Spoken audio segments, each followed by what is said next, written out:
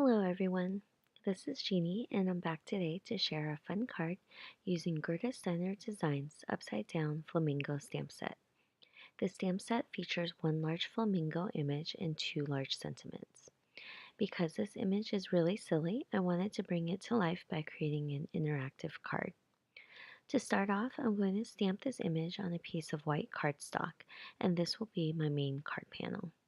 The tricky part is that I want to mask off the head of the flamingo, which is peeking between the legs. I'll use a full adhesive sticky note to help me mask this off.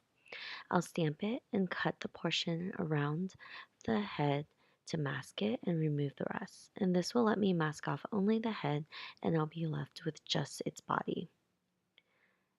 Secondly, I'll need just the head of the flamingo, so I'll stamp the bottom portion of the stamp on a piece of white cardstock. Once I finish stamping out these images, I'll go ahead and color them really quickly with some Copic markers. And you'll see that I had cut a second flamingo body because I thought I wanted to use it to add dimension, but I changed my mind. So even though I cut and colored it, I won't be using it for today's card. The coloring here is very simple. I'm just using two colors for the legs and my go-to pink shades for the body. And I'll use the same colors for the head as well. All the colors that I'm using will be listed down below in the description box.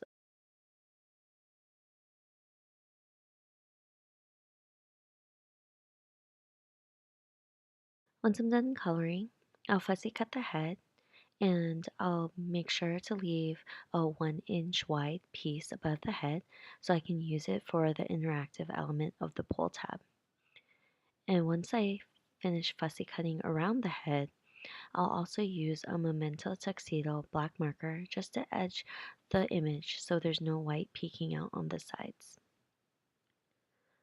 For that interactive element above the head, I'll trim it down and it changes depending on the card size. You'll see that I end up trimming down the card panel that I'm using, so I'll also have to trim down that piece later. So it just depends on what card size you end up with. But since the idea is for the head to peek out between the legs, I'm using an X-Acto knife to cut a slit around the flamingo's bottom. And this is where the head will peek out.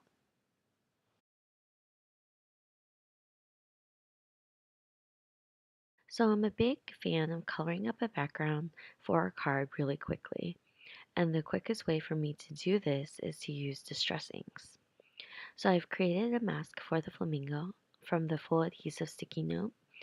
And I'll go ahead and use mowed lawn for the bottom of the card so it looks like the flamingo is standing in the grass. And for the sky, I'm using a mix of two colors, salted ocean and tumbled glass. Normally when using distressings, I use Bristol Smooth paper, but I really didn't think ahead, so I struggled a little bit with the blending and ended up trimming some of the main card panel to get rid of the blotchy edges. But it's no big deal. I kind of liked how it ended up looking because it just looked like a cloudy sky. So you'll see that main card panel is a little bit smaller than a normal A2 size card base, and that's okay. So for the interactive element, I chose a bright pink cardstock to sort of match the flamingo, and this will be adhered to that piece right above the head, and it'll act as the pull tab for this card. So I'm trimming down that just a little bit more because I'm going to be creating a track using foam tape for the head. And since the head is going to be peeking between the legs, I need it to peek out a little bit or it'll be pulled into the back of the card. And you don't want that. You want the recipient to be able to pull the head out of the card by using that pull tab.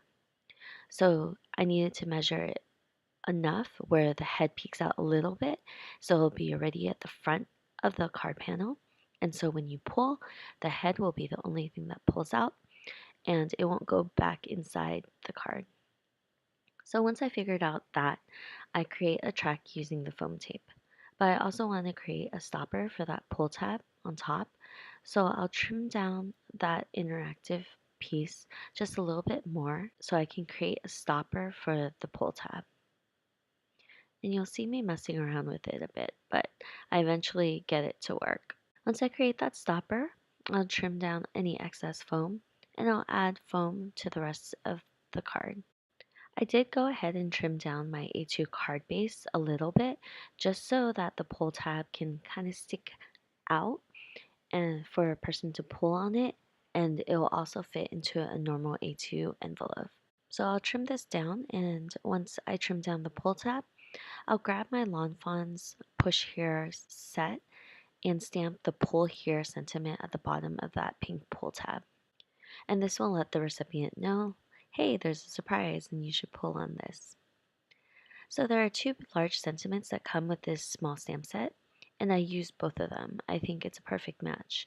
I just play around with where I want to place the sentiments, and because I had trimmed down my card panel, I didn't really have too much of a choice where to put the sentiments, but I end up centering them both into the middle of the card. And I have to remove my foam board in my MISTI because I had added foam to the card, so that already gave it enough dimension, and I wanted the sentiments to stamp evenly. So once the sentiment is stamped out, my card is more or less finished. I just have to be careful adhering my card panel to the card base, because if my pull tab gets adhered to the card panel itself too, it'll get stuck and the recipient won't be able to pull this. I ensure that I don't mess it up by adding a bit of washi to the pull tab just to make sure it sticks. My washi was a little bit strong, so it caused a little bit of a problem when I removed it. So I pulled out my Copic markers to add texture to the grass and also to cover up the part where the washi pulled off part of the card. It's very little and it's subtle enough where the Copic markers covered it up, and you couldn't even tell that I had pulled off a little piece of the card panel with the washi. I used two different shades of green Copic markers to add that texture to the bottom of the card, and I actually think that it looks better with this added element. So there you go. That's my card for today. I think it's a really funny card, and I don't think that anyone really expects to see a flamingo head pop up between the legs, but there you have it.